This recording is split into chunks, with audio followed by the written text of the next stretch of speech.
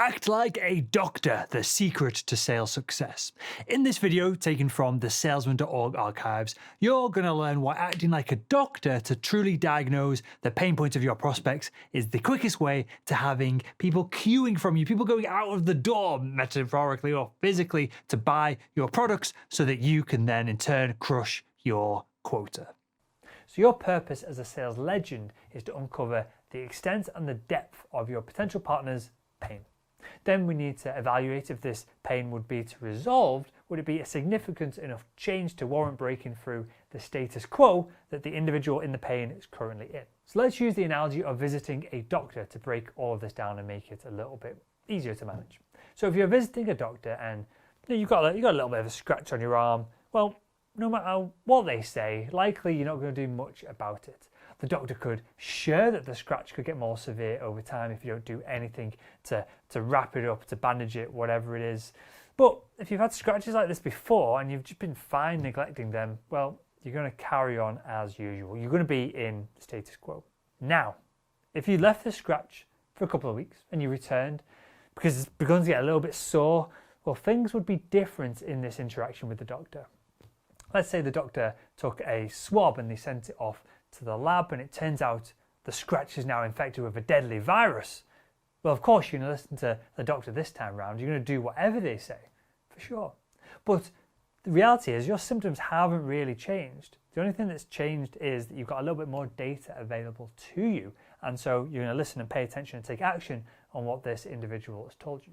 So your goal by asking great selling questions isn't just to tell your potential partners that there's something wrong in their business. Your goal is to diagnose, like a doctor, using the data that we can uncover with great selling questions, what the implications are of these pain points. And your diagnostic tool of choice isn't a stethoscope, it's going to be great selling questions.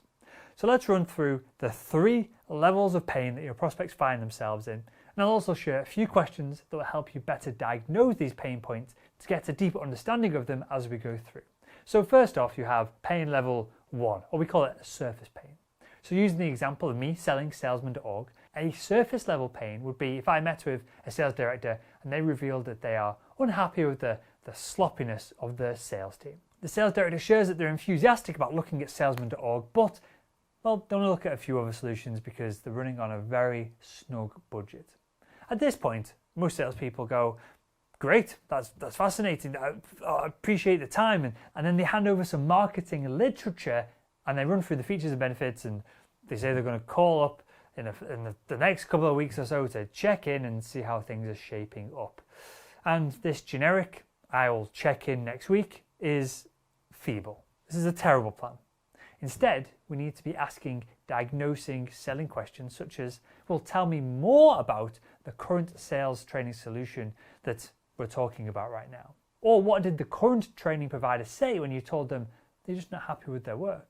Or what's the one thing your current training provider could change that would make you happy with the service? Moving on to pain level number 2, this is a business pain. Now, as a consequence of all these initial questions, the sales director, in our made-up analogy here, our made-up story, reluctantly starts to open up and they go on to the next level of pain. They start to give a little bit more detail of what's going on. We are now slightly beneath the surface and we're getting closer to the real pain point. The sales director explains that it's not just the sales team that's not hitting their targets. They've also got a high level of turnover in their staff, which means that their spend on sales training is going through the roof. Congratulations, now you've just uncovered the business pain and you got to level 2. Again, at this point, most salespeople are launching their hands into the air, they're fist pumping, and well, they start throwing out weird closing techniques. What we need to do is take the pain another level deeper. We need to go that extra mile that no one else is doing because this adds value to the buyer as well, because sometimes they haven't done this, they haven't gone through this process themselves, they don't really know what their pain points are. We can go that level deeper with questions like this. How long has this been a problem for your organization? So we're focusing on the business now. What have you tried to do about this problem and did it work? Has anyone higher up the corporate ladder talked to you about these issues? So again, we went from focusing on what the pain point of the individual was to how that translates to the organization that they work for with those following questions. Next, we're going to look at pain level number 3. This brings it all the way back down to what people care about the most, themselves. This is their personal pain.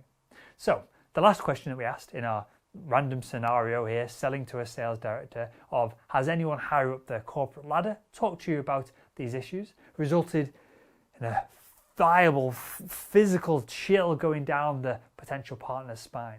The director opened up about his boss calling him out about his leadership skills when he saw how much they were spending on training.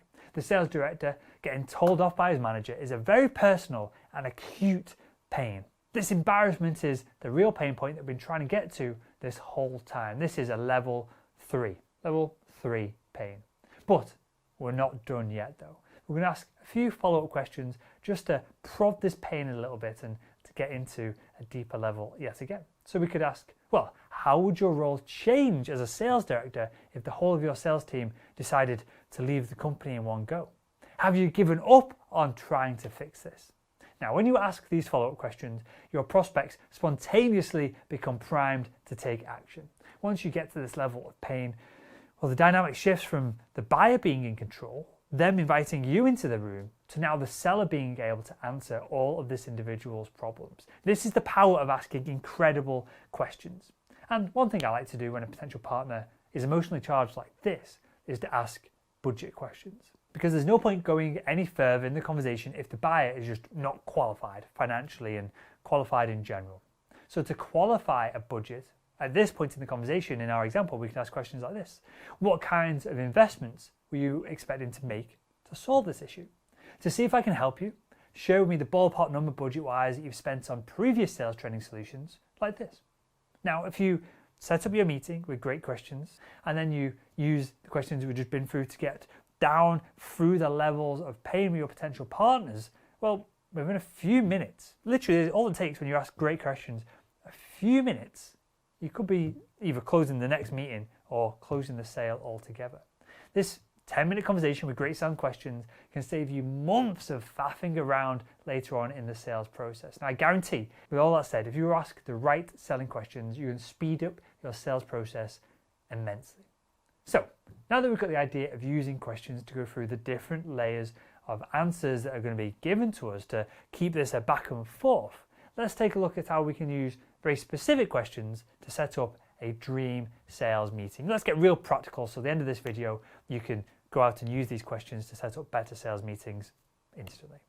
So the first 3 questions you need to be asking are designed to set up this incredibly productive meeting.